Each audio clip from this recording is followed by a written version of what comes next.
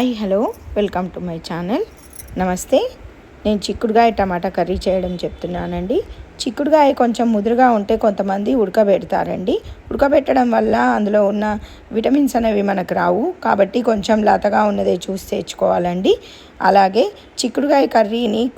చిక్కుడుగాయల్ని ముందే కొంచెం ఒలిసి ఫ్రిడ్జ్లో పెట్టుకుంటే ఇంకా బాగుంటుంది. ఎందుకంటే మనం వండాలనుకున్న రోజు అవి కొంచెం ఇంకా ముదురుగా తయారై వల్లిపోయినట్టుగా అవుతాయి కదా. వాటిని తేయంగానే కట్ చేసుకొని ఒలిసి పెట్టేసుకుంటే చాలా నీట్గా బాగుంటాయండి. ఎయిర్ కంటైనర్ డబ్బాలో వేసేసి పెట్టేస్తే ఇంకా బాగుంటాయి.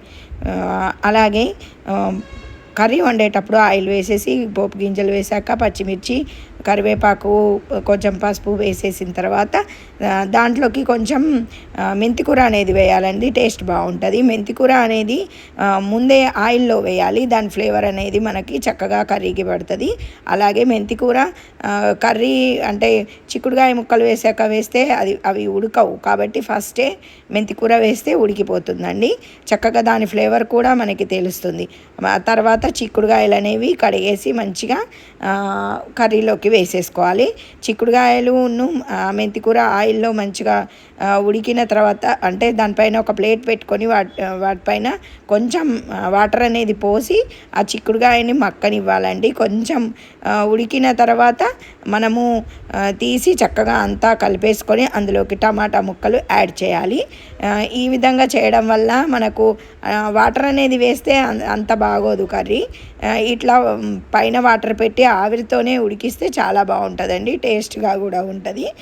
మళ్ళీ ప్లేట్ పెట్టి దాంట్లో కొంచెం వాటర్ వేసి టమాటా వేసిన తర్వాత కూడా మూత పెట్టి పెట్టాలండి. ఆవిరికే ఈ టమాటా ముక్కలు ఆ చిక్కుడుకాయ మొత్తం కలిసి మంచిగా చక్కగా తయారవుతుంది.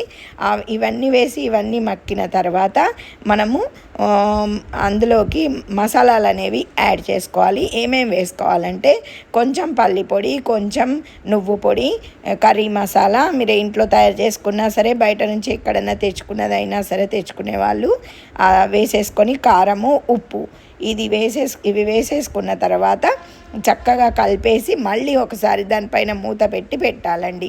చక్కగా ఉడికిపోతుంది. ఇంకా వాటర్ అనేది ఒక చుక్క కూడా వేయకుండానే ఇలాగే ఆవిరితోనే కర్రీ అంతా చక్కగా తయారైపోతుందండి. చూడ్డానికి కూడా బాగుంటుంది, తినడానికి అంతకంటే ఎక్కువగా బాగుంటుందండి. ఇది చపాతీకి కానీ పుల్కాలకి కానీ అన్నానికి కూడా చాలా బాగుంటుంది. ఒక కర్రీతోనే అన్నం కూడా తినేసేయొచ్చండి, అంత బాగుంటుంది కర్రీ. ఈ విధంగా చేసుకోవాలి. చాలా బాగుంటుందండి తినడానికి.